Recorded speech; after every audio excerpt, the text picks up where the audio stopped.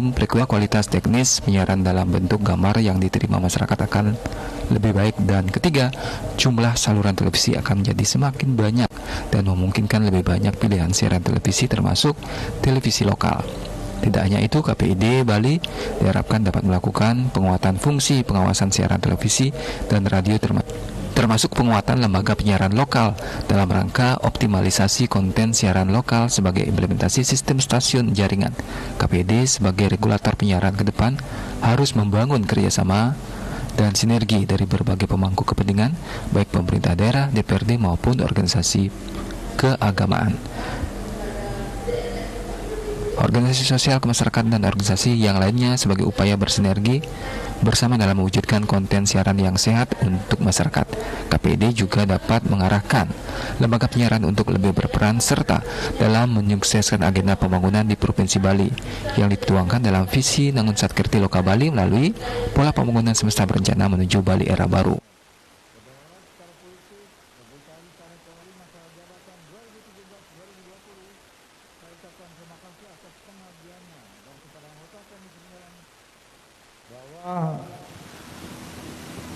Yang terpilih ini itu betul-betul mengikuti seleksi yang ketat berbasis kompetensi dan psikologi. Saya ini guru. Saya lama menjadi guru, dan seorang guru itu selalu jujur memberikan nilai kepada muridnya. Kalau nilainya 8, ya 8. Kalau nilai 7, ya 7. Tidak mungkin nilai 5 dirubah menjadi 10 atau sebaliknya, yang 10 dirubah menjadi 5. Jadi yang berbicara di sini itu adalah hasil tes murni dari yang Anda lakukan, yang Anda ikuti. Jadi bisa lolos bukan karena ditolong oleh siapa-siapa, tapi lolos karena memang mengikuti seleksi dan lolos hasil seleksi dengan nilai yang memenuhi syarat. Sementara khusus untuk komisioner yang baru dilantik, Gubernur Koster menegaskan bahwa yang terpilih ini betul-betul hasil saringan dengan mengikuti seleksi yang ketat berbasis kompetensi dan psikologi. Anggota komisioner bisa lolos bukan karena ditolong siapa-siapa, tapi lolos karena memang mengikuti seleksi dan lolos hasil seleksi dengan nilai yang memenuhi syarat di ranking murni. Untuk itu dirinya yakin mereka yang terpilih adalah orang-orang yang kompeten dan profesional. Banyak tantangan yang dihadapi berkaitan dengan lembaga penyiaran baik nasional maupun lokal, supaya betul-betul sesuai dengan kehidupan alam dan budaya Bali, sesuai visi Nangun Satkirti Loka Bali, agar media penyiaran jadi media pembelajaran, mencerdaskan masyarakat sekaligus membangun kehidupan masyarakat yang sehat dan berkualitas, agar tetap menerapkan nilai-nilai kehidupan yang beretika dan santun dalam kehidupan berbangsa dan bernegara, sehingga penyiaran ini memiliki fungsi nyata bagi bangsa dan negara. Pengalaman, sehingga saya yakin yang terpilih ini adalah orang-orang kompeten dan profesional, dan diharapkan betul bekerja secara profesional ke depan.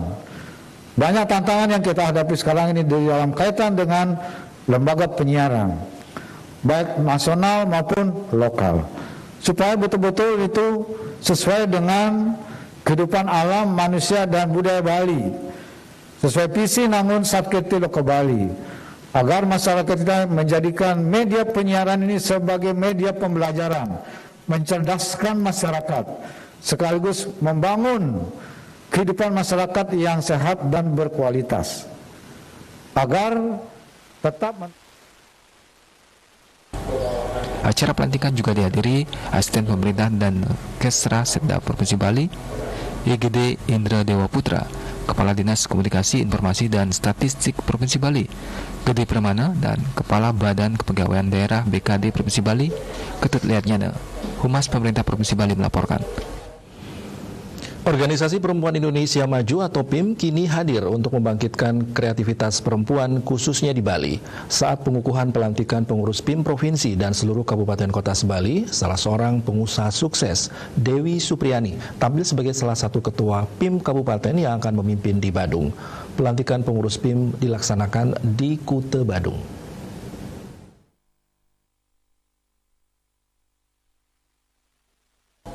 Pelantikan dan pengukuhan pengurus PIM Kabupaten dan Kota Sebali mengangkat tema kolaborasi PIM seluruh Bali untuk semakin sehat, cerdas, maju, mandiri, dan bahagia. Ketua Umum PIM Lana Kuncoro berharap para pengurus yang sudah dikukuhkan dan dilantik akan terus bekerja sama dengan melaksanakan kegiatan dan membuat program seperti halnya UMKM dan pariwisata yang harus diprioritaskan saat ini supaya ekonomi masyarakat semakin maju. Semoga para pengurus nantinya akan terus bekerja sama dengan kegiatan-kegiatan dan juga program-program yang kami lakukan, baik seperti tadi dan contohnya UMKM yang paling penting sekarang ini supaya ekonomi kita semakin maju dan harapannya juga pariwisata semakin bangkit sehingga perekonomian di daerah wisata juga bangkit kembali. Ketua PIM Provinsi Bali Anak Agung Ayu Ngurah Tini Rusmini Gorda mengatakan pelantikan perempuan Indonesia Maju atau PIM sekaligus mempercepat pelaksanaan visi misi dari Organisasi Perempuan Indonesia Maju Pusat. Ini adalah tindak lanjut dari apa yang harus tingkat provinsi lakukan, pembentukan kabupaten kota, dan kami sudah bisa melantik hari ini. Itulah sebenarnya teamwork dari provinsi untuk bisa menerjemahkan dari program yang telah disampaikan oleh PIM Pusat. Dan harapan kami dengan terbentuknya Kabupaten Kota Sebali mempercepat apa yang menjadi harapan dari visi misi Perempuan Indonesia Maju itu. Ketua PIM Kabupaten Badung Dewi Supriyani mengatakan dirinya akan melaksanakan silaturahmi atau pertemuan dengan dekranasda di daerah serta tidak lupa pengusaha gas, SPBU dan villa ini akan silaturahmi dengan masing-masing pengurus PIM yang ada di kota dan kabupaten lainnya sehingga harapannya untuk bisa bersinergi dengan satu dan lainnya mampu terwujud. Programnya itu untuk ya UMKM karena ini masa pandemi COVID ini, justru kan UMKM itu tidak seperti dulu gitu. Program ke depan kami khusus untuk Badung untuk menggerakkan pariwisata dan UMKM untuk maju kembali seperti sebelum pandemi COVID. Dewi Supriyani menambahkan, mengingat pandemi COVID-19 saat ini telah meluluhlantahkan perekonomian di Bali khususnya untuk di Badung, pihaknya akan membuat program UMKM dan menggerakkan pariwisata sehingga yakin perekonomian Badung kembali seperti sebelum pandemi melanda. Ratna, Bali TV. Bupati Badung melepas tim PON Pencak Silat Bakti Negara Bali yang akan berlaga di Papua pada tanggal 2 hingga 14 Oktober 2021. Acara pelepasan tersebut berlangsung di Rumah Jabatan Bupati Badung. Jumlah peserta yang dilepas keberangkatannya ke PON Papua sebanyak 17 pesilat, 4 pelatih, 2 orang juri termasuk 1 manajer bupati yang sekaligus Ketua DPD Bakti Negara Provinsi Bali berharap agar para atlet bisa mendapat medali emas sebanyak-banyaknya. Dirinya juga menyampaikan motivasi dan gambaran bagaimana ketika prestasi yang pernah diraih Bakti Negara yang sudah pernah mengharumkan nama negara di tingkat internasional. Selain itu, Giri Prasta juga berpesan agar para atlet dapat berlaga dengan menjunjung tinggi sportivitas. Para atlet juga diharapkan menjaga kesehatan mengingat pertandingan PON ke-20 Papua 2021 digelar di tengah pandemi COVID-19. Pihaknya juga sudah menyiapkan ketua harian yang akan melaksanakan tanggung jawab sepenuhnya dan mempersiapkan operasional untuk menjaga fisik dari atlet agar benar-benar stabil dan bila perlu lebih ditingkatkan lagi pada saat bertanding. Ia juga memberikan apresiasi dan dukungan penuh atas semangat para atlet yang terbangun dan terbentuk dari keluarga besar Bakti Negara. Kesiapan mentalitas para atlet mulai dari fisik hingga teknik, dari pribadi hingga para tim harus dijaga, ditambah pelatihan dan motivasi yang diberikan oleh pelatih sehingga para atlet bisa berlaga dengan penuh semangat dan tampil maksimal pada waktunya untuk meraih prestasi. Saya selaku Ketua DPD Bakti Negara Provinsi Bali, begitu juga dengan pengurus harian. Bahkan kehormatan kami juga, kami sekarang ini dihadiri oleh Ketua Lembaga Dewan Pendekar Provinsi Bali. Dan kita klop, begitu juga dengan pelatih sama wasit kita. Termasuk juga anak-anak sebagai duta Provinsi Bali nanti yang akan menjadi atlet kita di PON. Nah, kami sekarang ini memberikan sebuah motivasi, memberikan sebuah gambaran ketika prestasi yang pernah diraih oleh Bakti Negara. Karena bagi saya, kita melakukan inventarisasi semua dari pencaksilat yang ada. Nah, salah satu contoh adalah Bakti Negara ini sudah mampu memberikan nama harum di tingkat internasional. Artinya apa? Negara Indonesia pernah menjadi juara dunia ini. Dan memang kami sudah berpikir tentang bagaimana regenerasi ini. Karena yang sudah menjadi juara itu kadang-kadang karena umur dan menikah, apalagi sudah punya anak, sudah ada pemikiran yang berbeda juga dengan kekuatan tubuh yang berbeda. Oleh karena itu, kami sudah siap dengan bersama-sama dengan lembaga Dewan Pendekar ini selalu memberikan sebuah kekuatan regenerasi. Bagaimana kita dari semua usia pun ketika kita di Bakti Negara kita sudah siap. Ketua Pelatih Pencaksilat PON Bali Made Semarejaya mengatakan, latihan persiapan pelatih sudah dilakukan 98%. Siap bertanding dirinya juga selalu memberikan motivasi mental kepada para atlet untuk menjadi juara dan tetap menjaga kekompakan beserta kesehatan pun penting dilakukan apalagi di tengah pandemi COVID-19 untuk tetap disiplin menerapkan protokol kesehatan yang dikeluarkan pemerintah. Untuk persiapan khusus sih semua atlet dan pelatih sudah melaksanakan persiapan khusus dengan melaksanakan satu, menjaga kekompakan, menjaga kesehatan, terutama di pandemi ini kita harus berhati-hati. Dalam acara tersebut, Girprasa juga memberikan operasional motivasi pribadi sebesar 30 juta kepada atlet pencaksilat yang akan berlaga di PON Papua. Made Risma, Bali TV. Memperingati HUT ke-43 Perhimpunan Donor Darah Indonesia PDDI tahun 2021, PDDI Bali menggelar donor darah dan plasma konvalesen yang bertempat di The Patra Bali Resort Tuban. Hal ini sebagai peran penting PDDI meningkatkan keikutsertaan masyarakat untuk melakukan donor darah dalam menghadapi pandemi COVID-19 serta membangun kesetiakawanan. Turut hadir dalam acara hari ulang tahun ke-43 PDDI, Gubernur Bali Wayan Koster, Ketua PD PDDI Provinsi Bali Ketut Pringgantara, Ketua Umum PDDI Komjen Polisi Purnawirawan Dr. Andes H. Adang Darajatun, dan Ketua PMI Provinsi Bali I Gusti Bagus Alit Putra. Acara hari ulang tahun PDDI ke-43 ini juga diisi dengan pemberian piagam penghargaan kepada instansi yang turut mendukung PDDI Bali dalam upaya mendapatkan stok kantong darah untuk membantu ketersediaan darah di beberapa rumah sakit. Dalam kesempatan tersebut, Gubernur Bali sangat mengapresiasi kegiatan dan langkah-langkah yang sudah dilakukan PDDI Bali. Dirinya juga akan memfasilitasi PDDI serta memberikan perhatian khusus bagi para pendonor yang telah memberikan banyak kontribusi. Bagi pendonor lebih yang 100 kali lebih mendonorkan darahnya akan diberikan sebuah penghargaan.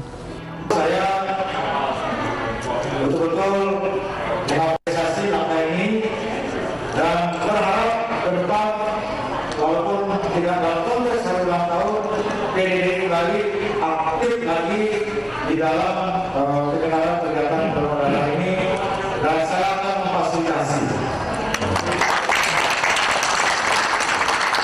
Tadi ada aspirasi yang ditekankan lagi oleh Bapak Ketua Umum. Yang pertama adalah supaya ada kartu khusus bagi para pendonor yang sudah memberikan banyak kontribusinya dan sudah lanjut usia. Ketua Umum PDDI Komjen Polisi Purnawirawan Dr. Andes H. Adang Darajatun mengatakan pada hari ulang tahun ke-43 PDDI ini menekankan bagaimana bersama menyumbangkan darah kepada saudara yang membutuhkan. Untuk pendonor darah sendiri sudah mencapai 360 yang sudah mendaftar. Dirinya juga mengatakan setiap pengurus PDDI mempunyai kewajiban untuk mengajak masyarakat melakukan hal mulia yaitu mendonorkan darahnya. Bali pun dipilih menjadi tempat hari ulang tahun ke-43 PDDI karena melihat antusias masyarakat yang tinggi dalam kegiatan donor darah. Juga kita hari ini menarik sekali, ada juga pengambilan darah konvalesen ya, yang bisa membantu juga saudara-saudara kita yang terpapar COVID-19. Dan bahwa setiap pengurus PDDI wajib untuk mengajak masyarakat karena Ketua PD PDDI Provinsi Bali Ketut Pringgantara mengajak semua elemen masyarakat Bali bersatu padu untuk membantu ketersediaan darah di Bali, di mana 160 kantong harus terpenuhi di beberapa rumah sakit di Bali. PDDI Bali juga sudah menyiapkan sebanyak 300 kantong beras 5 kg kepada pendonor yang telah lulus sebagai bentuk perhatian PDDI kepada para pendonor yang terus meningkatkan imun tubuhnya sehingga dapat melakukan donor darah dan bisa berkontribusi menjaga stok darah di Bali. Saya mengucapkan terima kasih kepada pendonor Indonesia yang sehat, cerdas, berkarakter dan berbudaya ini, yaitu antusiasme, kesetiakawanan kepada masyarakat dan ini penting sekali untuk memberikan pemahaman kepada masyarakat luas bahwa Bali sudah sehat. Dalam acara tersebut, Gubernur Bali Wayan Koster juga meninjau langsung pelaksanaan donor darah dan plasma konvalesen. Made Risma, Bali TV.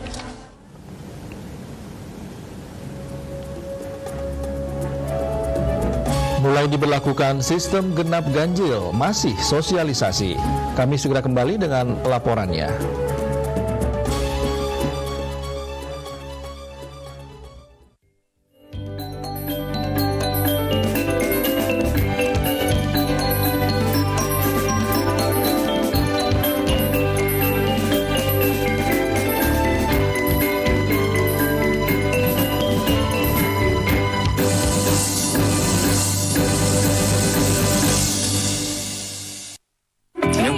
How's it going? Kangen ngopi di kafe nih. 나도 카페가 그리워. Cek pintu depan deh.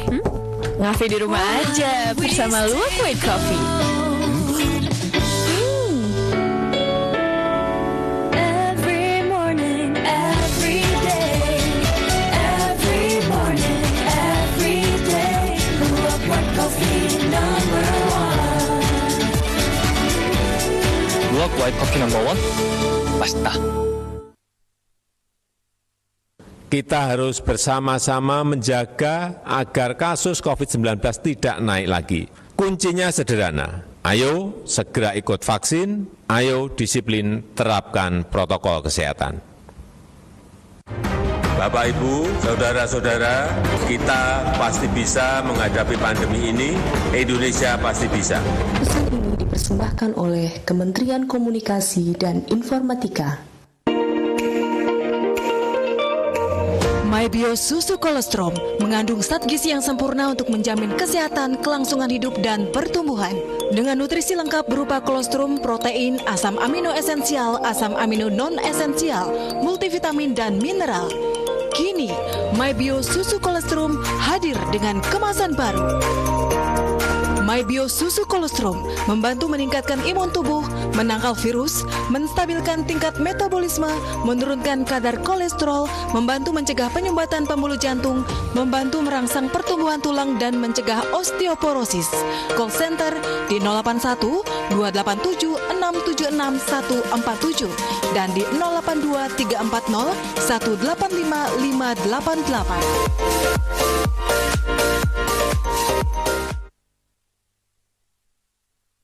Kita harus bersama-sama menjaga agar kasus COVID-19 tidak naik lagi. Kuncinya sederhana, ayo segera ikut vaksin, ayo disiplin terapkan protokol kesehatan. Bapak, Ibu, saudara-saudara, kita pasti bisa menghadapi pandemi ini, Indonesia pasti bisa. Pesan ini dipersembahkan oleh Kementerian Komunikasi dan Informatika.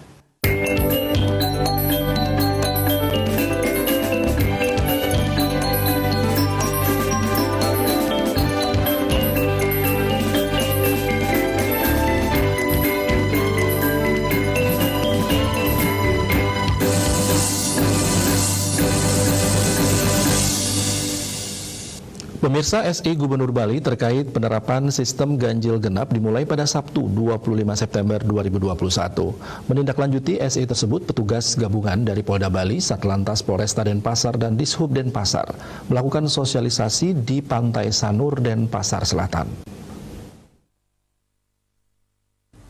Kasat Lantas Polresta Denpasar, Kompol Niputu Utariani didampingi Kasih Humas Ibtu Ketut Sukadi menyampaikan sosialisasi dilakukan mulai pukul 06.30 hingga 08.00 WITA di areal Pantai Sanur. Tujuannya memberikan informasi kepada masyarakat yang akan berwisata ke pantai untuk memperhatikan tanggal ganjil dan genap dengan plat nomor kendaraan. Tujuan utama pemberlakuan ganjil genap adalah mengurangi mobilitas dan mencegah penyebaran COVID-19 semakin luas. Dengan sosialisasi ini diharapkan masyarakat memahami adanya SE sistem genap ganjil ini. Seperti diberitakan, berdasarkan SE Gubernur Bali nomor 16 tahun 2021, mulai Sabtu 25 September diberlakukan sistem ganjil genap di jalan akses menuju pantai wilayah Sanur dan Kuta. Segala persiapan telah dilakukan termasuk pengerahan anggota Polsek dan Pasar Selatan di sejumlah titik. SE Gubernur tersebut mengatur pemberlakuan pembatasan arus lalu lintas dengan sistem ganjil genap. Tahap pertama dilakukan di lokasi jalan akses ke pantai Matahari Terbit dari simpang jalan bypass Gusti Ngurah Rai hingga areal parkir. Jalan akses ke Pantai Sanur dari Jalan Hang Tua hingga Pantai Segara, Pantai Sindu, Pantai Karang, Pantai Semawang, Pantai Mertasari. Sepanjang Pantai Kuta dimulai dari simpang Pantai Kuta hingga Jalan Bakung Sari, didasarkan pada kesesuaian antara tanggal dengan angka terakhir TNKB. Pembatasan ini dilakukan tiap Sabtu Minggu, hari libur nasional dan hari libur fakultatif daerah. Jam pemberlakuan mulai pukul 06.30 hingga 09.30 WITA dan pukul 15.00 WITA hingga 19.00 WITA. Kertanegara Bali Pos melaporkan. Pasca dibuka, DTW Pantai Kuta dalam waktu dekat akan segera memasang QR Code Peduli Lindungi di sejumlah akses pintu masuk kawasan. Hal tersebut dilakukan guna memudahkan dalam pengawasan, monitoring, dan kontrol pengunjung ke Pantai Kuta.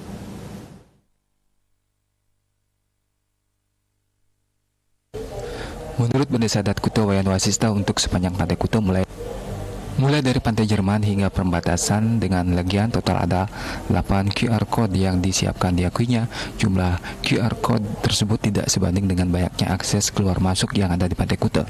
Hal itulah yang saat ini kembali menjadi pemikiran, sebab akses ke Kuta banyak pintu masuk, kemungkinan akan ada beberapa yang akan ditutup, dan hal ini masih dikoordinasikan dengan adanya QR Code ini. Wasista berharap pengunjung Pantai Kuta bisa mempersiapkan diri mulai dari menjalani vaksinasi hingga mengunduh aplikasi Peduli Lindungi. Akses masuk ke Pantai Kuta saat ini lebih dari 28 orang petugas Satgas Pantai Kuta akan dimaksimalkan untuk ditempatkan di pintu masuk yang ada QR Code Peduli Lindungi. Yudi Karnadi, Bali Pos melaporkan. Sementara itu, pasca pembukaan pusat perbelanjaan di Bali, anak di bawah umur 12 tahun belum diizinkan masuk. Namun demikian, untuk membangkitkan kembali ekonomi Bali, pemerintah melalui Kementerian Perdagangan akan memperbaiki SOP agar anak dengan kategori tersebut bisa diizinkan masuk ke mal. Terkait hal itu, Menteri Perdagangan Muhammad Lutfi saat melakukan kunjungan kerja ke Bali mengatakan pihaknya ingin memastikan dan melihat kekuatan dan ketangguhan UMKM dan retail di Bali. Kalau banyak sekali yang mesti diperbaiki agar perekonomian Bali bisa tumbuh, dari Kementerian Perdagangan bersama Kemenko Marves akan melakukan perbaikan SOP, yakni supaya anak-anak di bawah 12 tahun bisa masuk ke mal.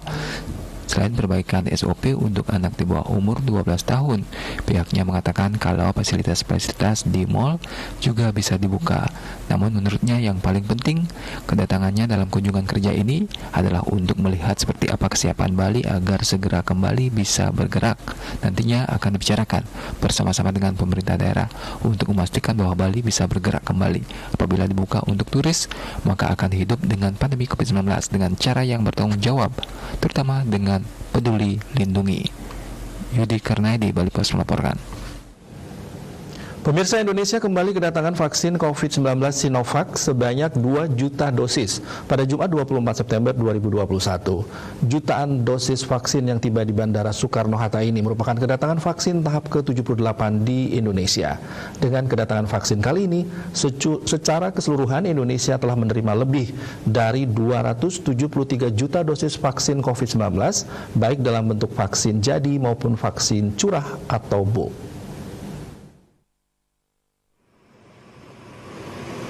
Pemerintah kembali menerima kedatangan vaksin Sinovac sebanyak 1,8 juta dosis dalam bentuk jadi pada Selasa 14 September 2021. Kedatangan vaksin Sinovac kali ini merupakan kedatangan tahap ke-61. Dengan kedatangan 1,8 juta dosis vaksin Sinovac dalam bentuk jadi ini secara keseluruhan, pemerintah Indonesia telah mengamankan sejumlah lebih dari 243 juta dosis vaksin, baik dalam bentuk bulk maupun jadi. Asisten Operasi Kapolri Irjen Polisi Imam Sugianto mengatakan tak hanya mengamankan stok, kedatangan vaksin tahap ke-61 ini juga membuktikan komitmen pemerintah dalam memenuhi kebutuhan vaksin penduduk Indonesia. Dalam kesempatan tersebut, Imam juga mengingatkan agar kondisi kasus positif yang sedang menurun saat ini tak membuat masyarakat lengah terhadap potensi penyebaran COVID-19. Dia menegaskan sejumlah pihak harus tetap bekerja sama dalam melawan pandemi, antara lain lewat penerapan protokol kesehatan. Di sisi lain, pemerintah pun terus melakukan percepatan dan perluasan pelaksanaan vaksinasi untuk mempercepat pengendalian pandemi dan membangun kekebalan kelompok. Kehadiran tahap 61 ini merupakan bukti nyata bahwa pemerintah terus berupaya keras menghadirkan vaksin COVID-19 untuk memenuhi kebutuhan vaksin di Indonesia. Kehadiran 1,8 juta dosis vaksin produksi Sinovac ini memastikan bahwa stok vaksin sudah aman.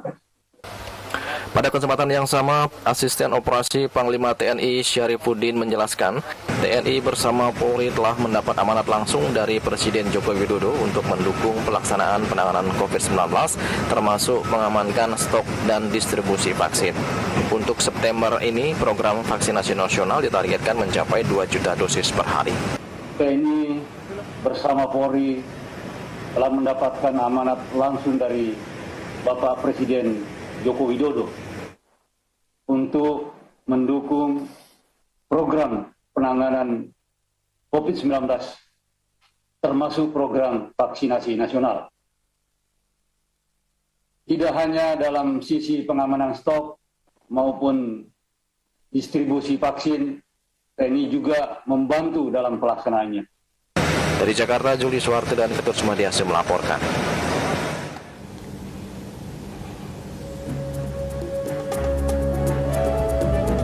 Kami akan segera kembali dengan informasi pariwisata lesu bangkitkan sektor pertanian.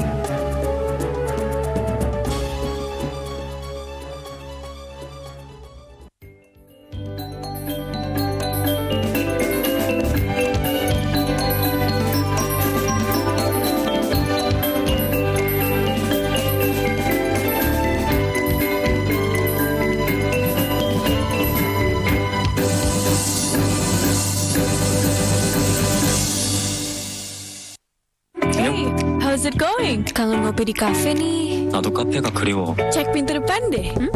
Ngafe di rumah aja bersama Luwak White Coffee. Every morning, every day, every morning, every day, Luwak White Coffee number one. 루악 와이트 커피 넘버 1 맛있다.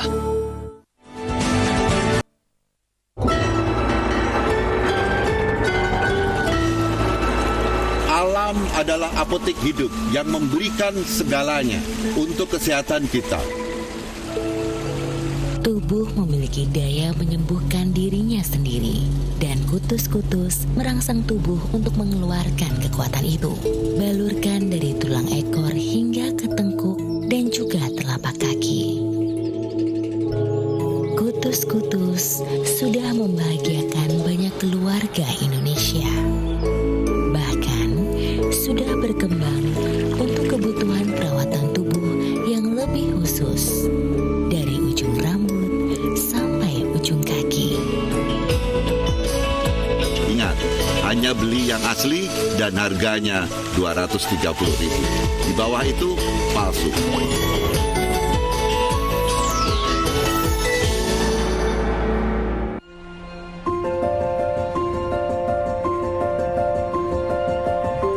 Pancasila? Buat apa kau mikirin Pancasila? Karena Pancasila melindungi agama kita. Ya, agama kita semua. Jadi Jadi, semua agama hidup bersama, berdampingan dengan harmonis. Setiap orang berharga, setiap orang berarti, setiap orang sejajar loh. Jadi banyaknya suku, ras, agama, dan budaya adalah kekayaan. Indonesia yang satu, satu Indonesia. Pancasila mengutamakan musyawarah dalam mengambil keputusan untuk kepentingan dan kebaikan kita bersama. Kita semua sama-sama berjuang mewujudkan kemajuan yang merata dan berkeadilan sosial.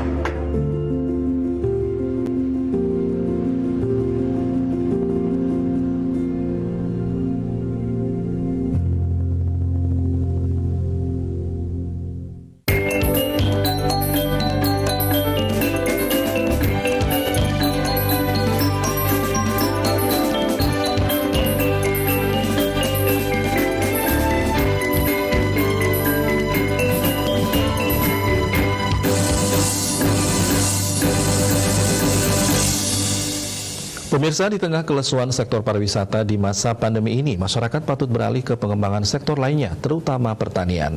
Badung yang sebagian besar bertumpu pada sektor pariwisata harus mulai mengembangkan sektor pertanian. Terlebih, Badung Utara memiliki lahan yang luas yang sesuai untuk pertanian. Nah, ini merupakan gerakan Kelihan Subak Abian Mekarsari Banjar Lipah Petang I Gusti Ngurah Dwi Cahya Kusuma mengatakan pihaknya selaku Kelihan Subak akan senantiasa mencari terobosan supaya petani tetap bertahan. Terlebih di daerah ini telah mulai pengembangan buah manggis yang mengharapkan pendampingan dari pemerintah. Melihat perkembangan zaman dan teknologi di mana anak-anak muda sekarang itu sulit untuk akan hidup atau bertani karena mengikuti zaman. Maka dari itulah kami sebagai Kelihan Subak, kami akan mencari terobosan di mana supaya bisa petani itu hidup bertahan. Dari awal tanam sampai saat pemasaran itu harus bisa kami dibantu oleh baik dari Dinas Pertanian maupun dinas-dinas terkait.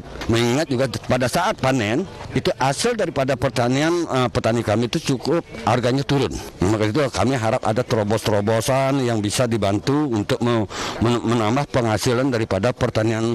Kepala Dinas Pertanian dan Pangan Kabupaten Badung Iwayan Wijana mengungkapkan, Desa Petang sangat potensial untuk pengembangan buah. Apalagi di kawasan ini terdapat objek wisata air terjun Lipah. Petani diharapkan fokus dalam pengembangan tanaman manggis. Karena dia melihat bahwa prospek pengembangan tanaman buah di Banjar Lipah niki, di Subak niki sangat potensial. Nggih. Nabi malih kocap niki wonten objek wisata baru inggih punika air terjun Lipah. Ya, di samping melihat air terjun, para wisatawan juga nanti bisa melihat tanaman buah. Nah, ngiring makin fokus. Nggih, fokus duaning puniki sampun terkenal dengan manggis.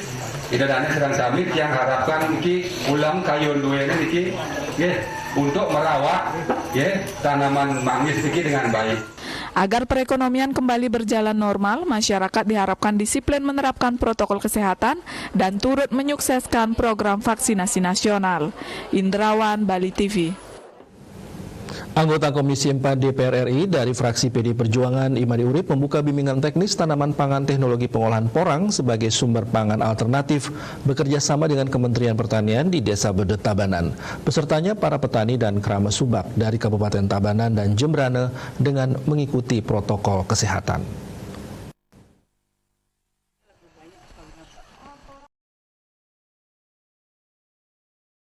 Ketua DPP PDI Perjuangan membidangi pertanian, kehutanan, dan lingkungan hidup yang akrab disapa MU ini terus menggenjot peningkatan kapasitas petani dan penyuluh di Bali lebih banyak berusia lansia karena belum banyak generasi muda atau milenial yang tertarik bertani. Pembukaan BIMTEK kali ini dihadiri Dirjen Tanaman Pangan Kementerian Pertanian yang diwakili Kasubag Tata Usaha Pembenihan Nur Agung Wasana bersama fungsional penyuluh utama Dinas Pertanian dan Ketahanan Pangan Provinsi Bali, Imadi Made Oke Parwate, dan Kadis Pertanian Tabanan Inyoman Budana beserta para narasumber dari pakar porang Ibnu Tanjung dan petani muda keren. Salah satu peserta Niwayan Sri Astini yang juga Ketua Kelompok Wanita Tani KWT Sari Kencana mengaku sangat berterima kasih kepada Made Urip yang telah memberikan kesempatan bagi petani untuk mengikuti BIMTEK tentang cara pengolahan porang sehingga memberikan pengetahuan dan wawasan baru bertani porang. Terima kasih saya ucapkan kepada DRS Bapak Made Urip selaku Komisi 4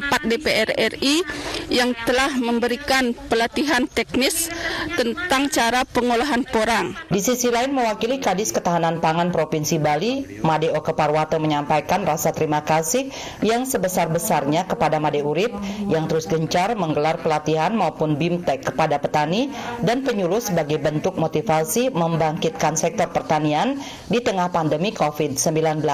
Seperti BIMTEK ini sebagai salah satu kontribusi dari Made Urip yang sejalan untuk membangun kebangkitan sektor pertanian di Bali. Kasubag Tata Usaha Perbenihan Nur Agung Wasana juga mengucapkan terima kasih atas kerjasama dan inisiatif Made Urip melaksanakan BIMTEK untuk mendukung pengelolaan porang sebagai pangan alternatif sekaligus menjadi komoditas baru yang mulai berkembang pesat. Bahkan sesuai catatan ekspor tahun 2018 sebanyak 215 ton porang dikirim ke Jepang, Tiongkok, dan Australia yang memiliki nilai jual yang tinggi.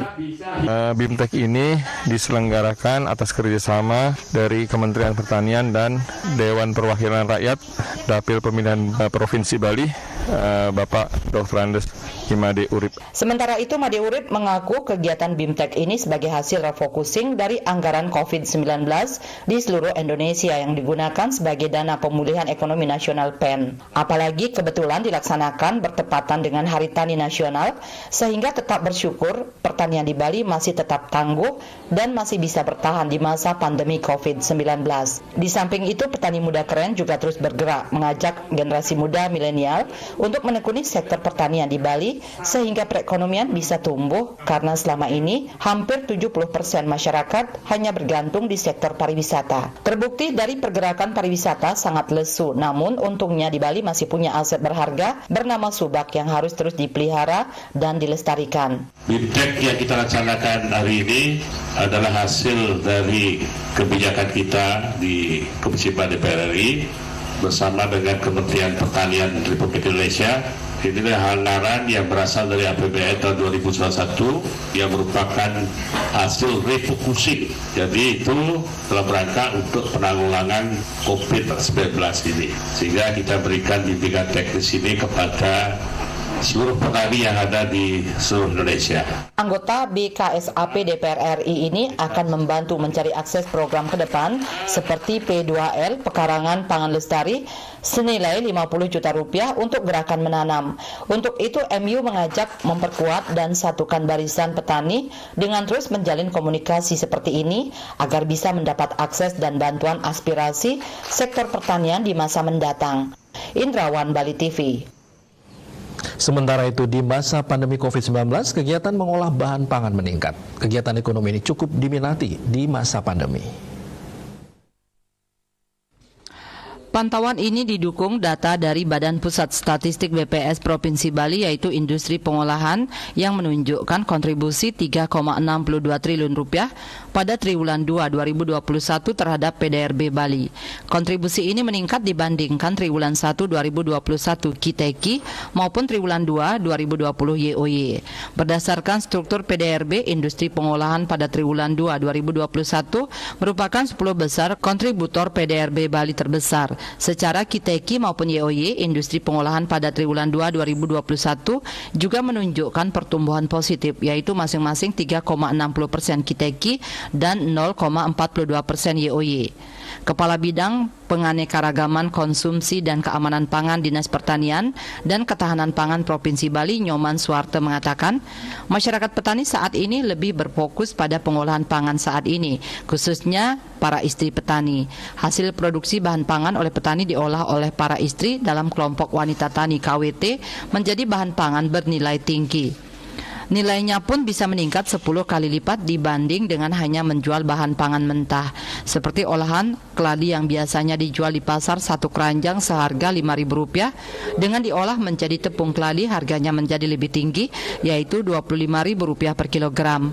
Apalagi di masa pandemi ini, ketika industri pariwisata yang biasa menyerap produk pertanian tidak bekerja dengan baik, hasil olahan pertanian dapat menjadi penopang. Cita Maya, Bali Pos melaporkan.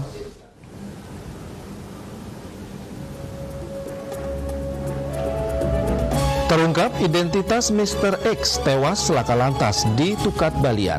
Kami segera kembali dengan informasinya.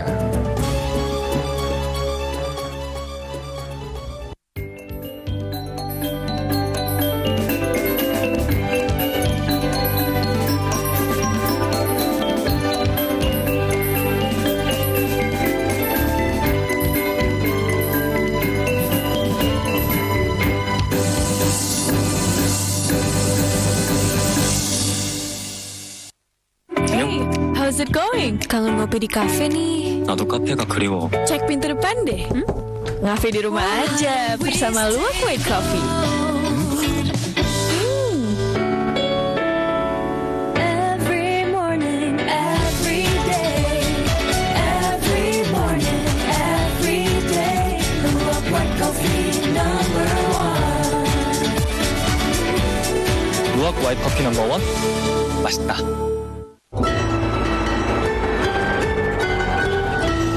Adalah apotek. Alam adalah apotek hidup yang memberikan segalanya untuk kesehatan kita. Berbekal resep leluhur, saya mencari bahan-bahan itu dari alam. Saya ramu, saya coba, hingga saya temukan satu formula yang tepat untuk masalah saya. Punya sedikit atau banyak, tentu tak ada gunanya jika saya tidak berbagi ilmu. Hingga hanya dalam waktu 2 tahun, pabrik ini sudah bisa berdiri. Dan sekarang sudah bisa melakukan proses yang lebih cepat, lebih modern, dan produksinya lebih banyak. Sekitar 24.000 botol kita bisa produksi. Ini semua membuat banyak orang yang bisa merasakan manfaat minyak kutus-kutus. Ingat, hanya beli yang asli dan harganya Rp230.000. Di bawah itu palsu. Jadi apa yang bisa saya bantu, Pak? Saya mendapatkan informasi dari warga kita. Sekarang lingkungan kita ini mengalami kesulitan ekonomi. Jadi saya akan coba cari solusinya. Setelah saya dapat, saya akan infokan kepada Bapak ya.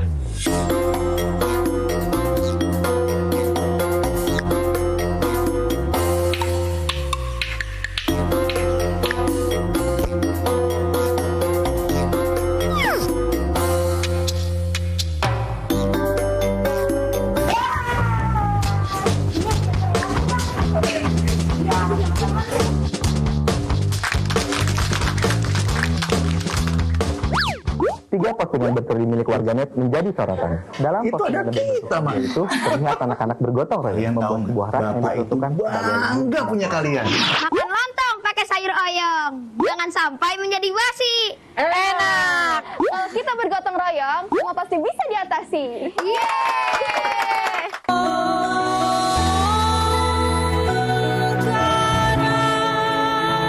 Pusat Pengendalian dan Pencegahan Penyakit Amerika Serikat diumumkan oleh CDC, 90% dari penyebab kematian karena pembekuan darah dan gumpalan darah, stroke, tekanan darah tinggi, dan penyempitan pembuluh darah ke jantung.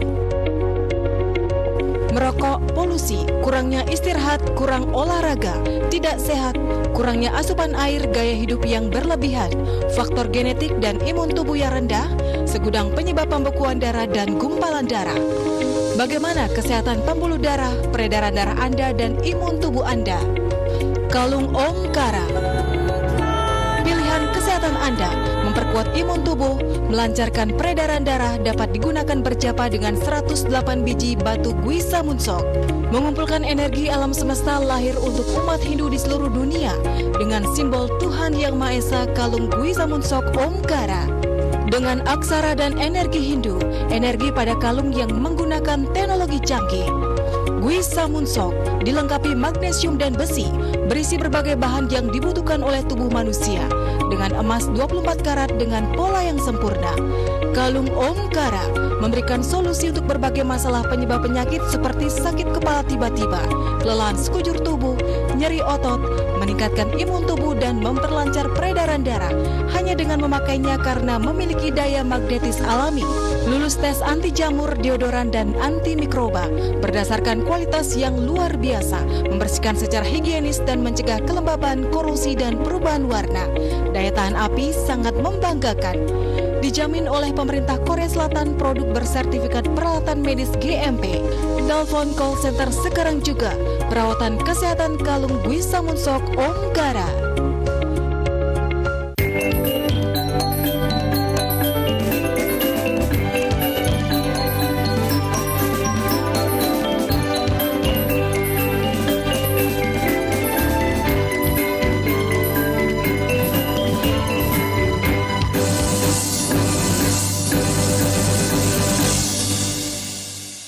Pemirsa, setelah melakukan penyelidikan, anggota unit Laka Satlantas Polresta Denpasar berhasil mengungkap identitas Mr. X yang tewas di Jalan Tukat Balian, Denpasar Selatan.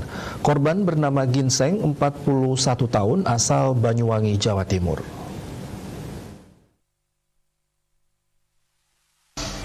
Kanit Laka Satlantas Polresta Denpasar itu Nilo Tiviasih menyampaikan, dari penelusuran anggotanya, korban diketahui tinggal di Jalan Mertasari Sedakarya. Kronologisnya, awalnya korban naik sepeda motor melaju dari selatan. Setibanya di TKP, dia lepas kendali sehingga oleng ke kiri dan akhirnya menabrak mobil parkir barat jalan. Korban jatuh ke sungai dan mayatnya ditemukan sekitar 1 km dari TKP tabrakan. Korban mengalami cedera kepala berat dan tidak ditemukan SIM dan STNK. Sementara Kasih Humas Polresta Denpasar, Ibtu Ketut Sukadi, mengatakan hasil pemeriksaan sepeda motor korban ditemukan minuman anggur seperti diberitakan sebelumnya. Warga Jalan Tukat Balian Sidakarya Denpasar Selatan dikagetkan penemuan mayat laki-laki tidak dikenal Mr. X di sungai depan sebuah hotel. Diduga korban laka lantas dan mayatnya hanyut hingga 1 km. Kertanegara Bali Pos melaporkan. Pemkab Bangli akan merevitalisasi gedung Rumah Sakit Umum atau RSU Bangli tahun ini. Sehubungan dengan rencana itu, pihak RSU telah melakukan persiapan, yakni dengan memindahkan sejumlah ruang pelayanan.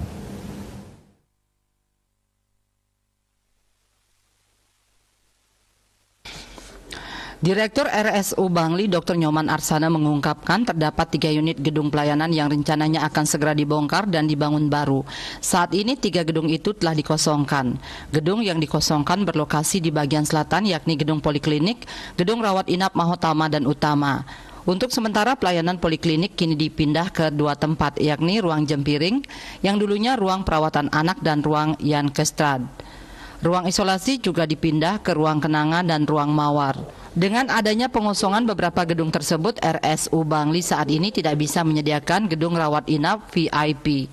Otomatis kapasitas bed berkurang. Untuk mengantisipasi terjadinya kekurangan ruangan perawatan, dokter asal desa Songan Kintamani itu mengaku pihaknya sudah melakukan koordinasi dengan rumah sakit swasta di Bangli dan RSU di kabupaten lainnya. Sementara itu disinggung mengenai kapan proyek revitalisasi gedung RSU mulai berjalan, Arsana tidak menyampaikannya secara pasti karena proses persiapan. Rencananya akan ada 2 unit gedung baru yang nantinya dibangun, yakni gedung 1A dan 1B. Kedua gedung itu masing-masing memiliki 4 lantai dan 3 lantai. Untuk merevitalisasi gedung RSU, Pemkab Bangli meminjam dana pemulihan ekonomi nasional PEN 75 miliar rupiah. Penanda tanganan perjanjian pinjaman dana PEN antara Pemkab Bangli dengan PT SMI telah dilakukan. Dayu Swasrina, Bali Pos melaporkan. Setelah melewati masa-masa sulit, kasus COVID-19 nampaknya mulai jauh menurun. Bahkan ruangan isolasi pasien COVID-19 di RSUD Kelungkung sebagian besar sudah kosong. Saat ini Kelungkung sudah masuk ke dalam zona kuning. Perubahan zona mengikuti situasi yang sudah terkendali berkat gencarnya vaksinasi. Angka kesembuhan juga semakin cepat karena ketepatan dalam pelayanan kesehatan. Pasien-pasien pun menjadi lebih cepat sembuh sehingga banyak ruang isolasi sekarang kosong.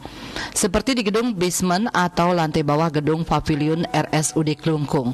Kondisinya sudah sepi karena semua pasien di gedung ini sudah pulang setelah sebelumnya sempat penuh pasien pada Agustus lalu. lalu.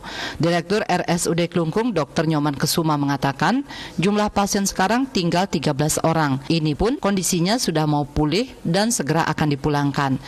Saat pasien membludak, kapasitas ruang isolasi pasien COVID-19 sempat ditambah hingga berkapasitas 137 ruangan. Namun sekarang dengan pulihnya situasi, ruangan-ruangan ini juga dikembalikan lagi menjadi ruangan pelayanan umum. Saat ini rata-rata pasien yang datang ke rumah sakit di bawah 5 orang setiap harinya. Ada 3 ruangan dialihkan kembali sebagai ruang perawatan pasien umum, ruang jambu, ruang ceremai, dan pavilion. Ia berharap tren ini terus berlanjut dan masyarakat tetap taat melaksanakan prokes, sehingga pandemi bisa dilalui dan ekonomi segera pulih kembali. Bagiarte Bali Pos melaporkan.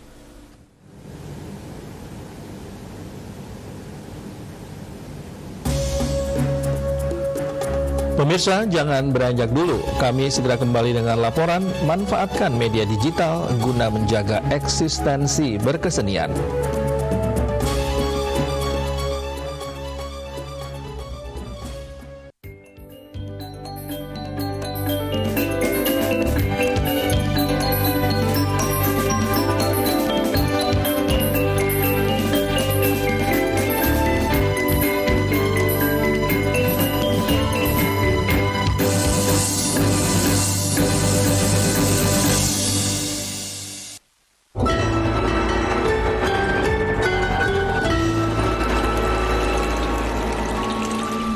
Adalah apotek.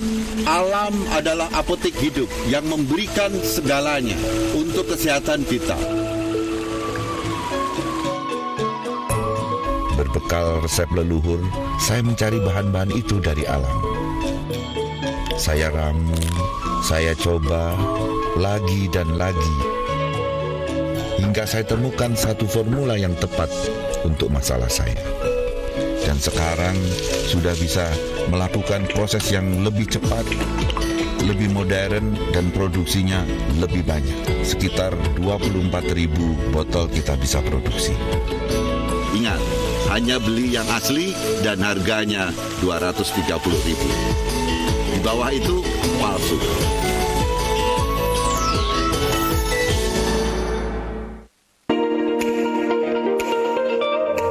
MyBio Susu Kolostrum mengandung zat gizi yang sempurna untuk menjamin kesehatan, kelangsungan hidup, dan pertumbuhan. Dengan nutrisi lengkap berupa kolostrum, protein, asam amino esensial, asam amino non-esensial, multivitamin, dan mineral. Kini, MyBio Susu Kolostrum hadir dengan kemasan baru. MyBio Susu Kolostrum membantu meningkatkan imun tubuh, menangkal virus, menstabilkan tingkat metabolisme, menurunkan kadar kolesterol, membantu mencegah penyumbatan pembuluh jantung, membantu merangsang pertumbuhan tulang, dan mencegah osteoporosis. Call center di 081 287 676 147 dan di 082 340 185 588. Saya kaget itu lihat dadanya itu udah pada bersih. Look, my chest it's clear up. Minyak kutus-kutus, bisa saya bilang ini minyak ajaib. Dengan manfaat yang kami terima untuk keluarga, untuk anak-anak terutama, dan maupun keajaiban yang sudah kami rasakan pribadi, minyak kutus-kutus ini terasa sangat murah. Terima kasih kutus-kutus. Wajib saya pakai setiap hari, biar nggak sedikit-dikit ke dokter, biar nggak sedikit-dikit minum obat kimia. Semakin yakin, hampir 2 tahun lebih. Dan saya sampai hampir lupa yang namanya ke dokter spesialis. Sakit nggak sakit, kami tetap yang namanya balur kutus-kutus. Tidur kami lebih nyenyak, hidup kami lebih sehat dan bahagia. Kutus-kutus luar biasa. Ingat, hanya beli yang asli dan harganya 230.000. Di bawah itu palsu.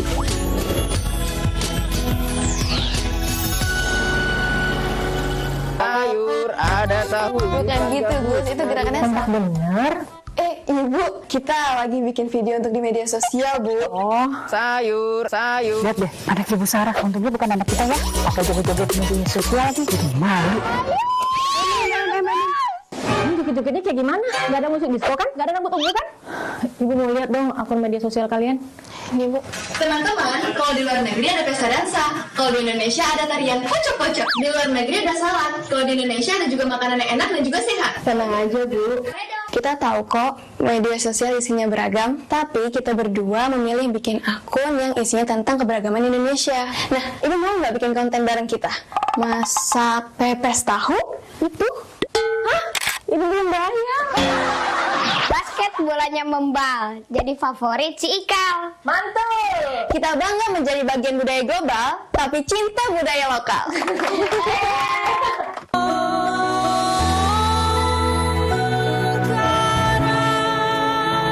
Pusat Pengendalian dan Pencegahan Penyakit Amerika Serikat diumumkan oleh CDC, 90% dari penyebab kematian karena pembekuan darah dan gumpalan darah, stroke, tekanan darah tinggi, dan penyempitan pembuluh darah ke jantung. Merokok, polusi, kurangnya istirahat, kurang olahraga, tidak sehat, kurangnya asupan air, gaya hidup yang berlebihan, faktor genetik dan imun tubuh yang rendah, segudang penyebab pembekuan darah dan gumpalan darah. Bagaimana kesehatan pembuluh darah, peredaran darah Anda, dan imun tubuh Anda?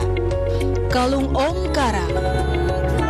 Pilihan kesehatan Anda memperkuat imun tubuh, melancarkan peredaran darah, dapat digunakan berjapa dengan 108 biji batu Gwisa Munsok. Mengumpulkan energi alam semesta lahir untuk umat Hindu di seluruh dunia dengan simbol Tuhan Yang Maha Esa, kalung Gwisa Munsok Omkara. Dengan aksara dan energi Hindu, energi pada kalung yang menggunakan teknologi canggih. Gwisa Munsok dilengkapi magnesium dan besi, berisi berbagai bahan yang dibutuhkan oleh tubuh manusia, dengan emas 24 karat dengan pola yang sempurna. Kalung Omkara memberikan solusi untuk berbagai masalah penyebab penyakit seperti sakit kepala tiba-tiba, kelelahan sekujur tubuh, nyeri otot, meningkatkan imun tubuh, dan memperlancar peredaran darah hanya dengan memakainya karena memiliki daya magnetis alami. Lulus tes anti jamur, deodoran, dan anti mikroba berdasarkan kualitas yang luar biasa, membersihkan secara higienis dan mencegah kelembaban, korosi, dan perubahan warna. Daya tahan api sangat membanggakan. Dijamin oleh pemerintah Korea Selatan, produk bersertifikat peralatan medis GMP. Telepon call center sekarang juga. Perawatan kesehatan kalung Gwisa Munsok Omkara. Kita harus bersama-sama menjaga agar kasus COVID-19 tidak naik lagi. Kuncinya sederhana, ayo segera ikut vaksin, ayo disiplin terapkan protokol kesehatan. Bapak, Ibu, saudara-saudara, kita pasti bisa menghadapi pandemi ini, Indonesia pasti bisa. Pesan ini dipersembahkan oleh Kementerian Komunikasi dan Informatika.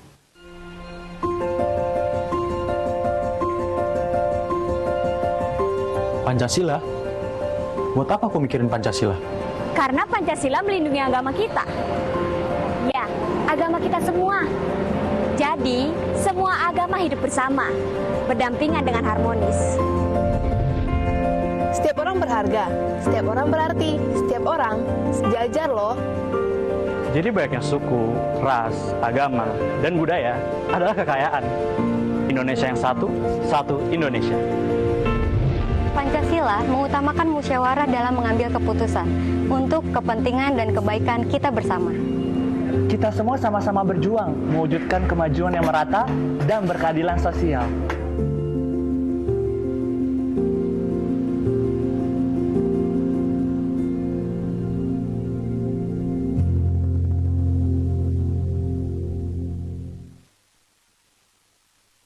Kita harus bersama-sama menjaga agar kasus COVID-19 tidak naik lagi. Kuncinya sederhana, ayo segera ikut vaksin, ayo disiplin terapkan protokol kesehatan. Bapak, Ibu, saudara-saudara, kita pasti bisa menghadapi pandemi ini, Indonesia pasti bisa. Pesan ini dipersembahkan oleh Kementerian Komunikasi dan Informatika.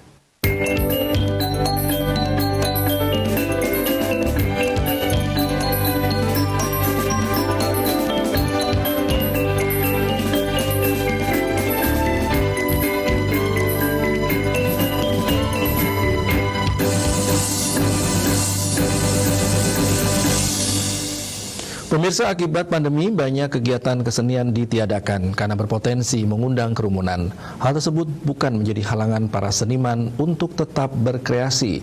Terlebih lagi dengan kehadiran ruang media digital, para seniman dapat tetap aktif berkesenian melalui media virtual.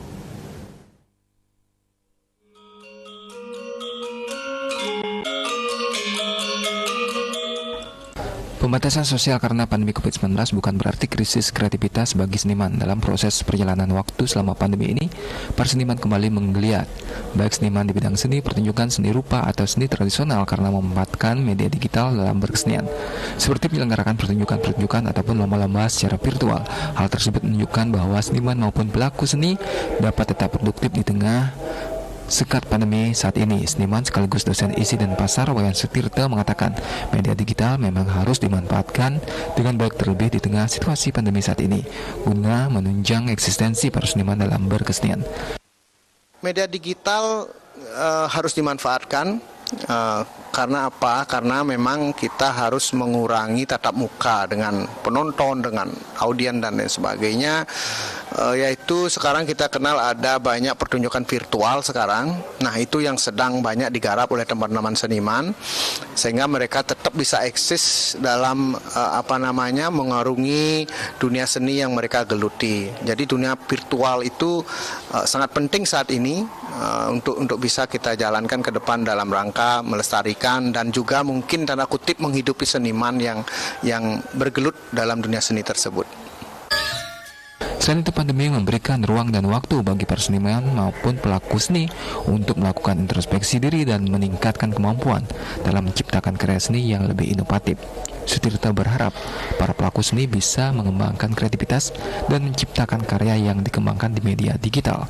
Karena dengan adanya seni virtual, karya seni yang disuguhkan dapat disaksikan di seluruh dunia dan memungkinkan para seniman dapat berkomunikasi dengan para seniman lainnya dari berbagai belahan dunia. Eka Yana dan Sukma, Bali TV. Realisasi belanja mayoritas pemerintah daerah di Indonesia masih lebih rendah dibandingkan realisasi transfer ke daerah dari pemerintah pusat. Demikian disampaikan Menteri Keuangan Sri Mulyani Indrawati.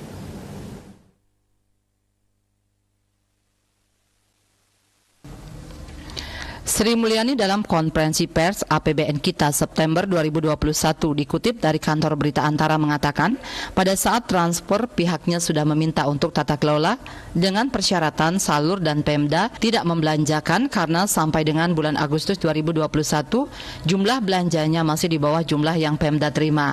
Maka dari itu ia menekankan agar Pemda bisa lebih giat membelanjakan dana yang telah ditransfer oleh pemerintah pusat agar bisa membantu masyarakat terutama dalam situasi yang luar biasa berat saat ini. Realisasi pendapatan daerah tercatat lebih tinggi yaitu 53,7% per Agustus 2021 dibandingkan dengan realisasi belanja daerah yang baru mencapai 44,2%. Menurut Sri Mulyani, selisih tertinggi antara realisasi pendapatan dengan belanja terjadi di wilayah Banten yaitu 19,7% dan terendah di wilayah Jawa Tengah Jateng yakni minus 0,63% yang merupakan satu-satunya daerah dengan realisasi belanja lebih tinggi dari pendapatannya. Secara keseluruhan, ia menyebutkan realisasi belanja Pemda sejak Januari sampai dengan Agustus 2021 hanya mengalami sedikit kenaikan yaitu 1,97% atau mencapai 537,93 triliun rupiah.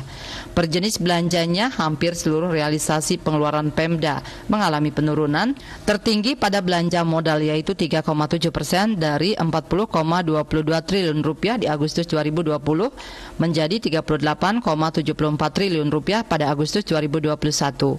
Kemudian belanja lainnya tercatat juga turun 2,3% dari 129,94 triliun rupiah menjadi 126,93 triliun rupiah serta belanja pegawai menurun 0,9% dari 241,25 triliun rupiah menjadi 238,97 triliun rupiah.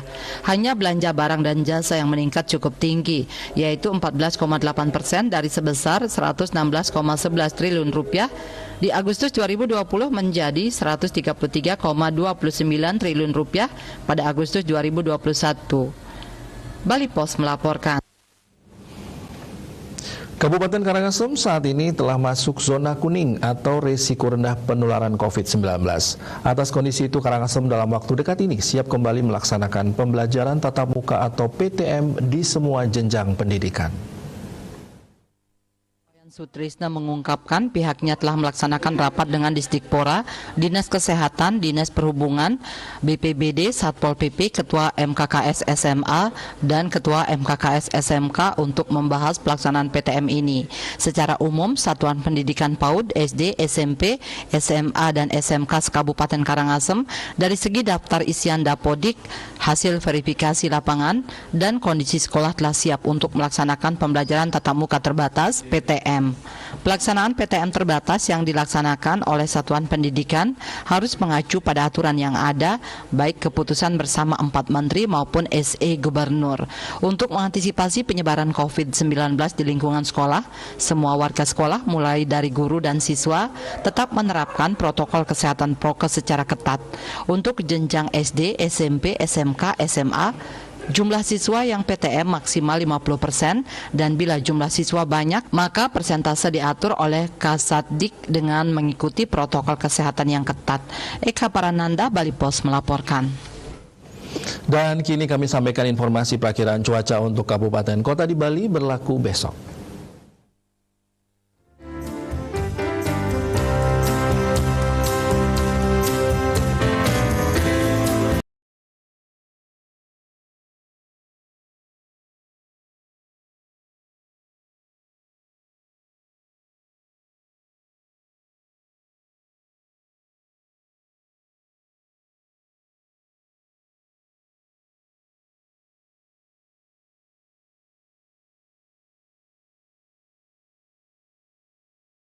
Pemirsa, kami akhiri seputar Bali malam ini.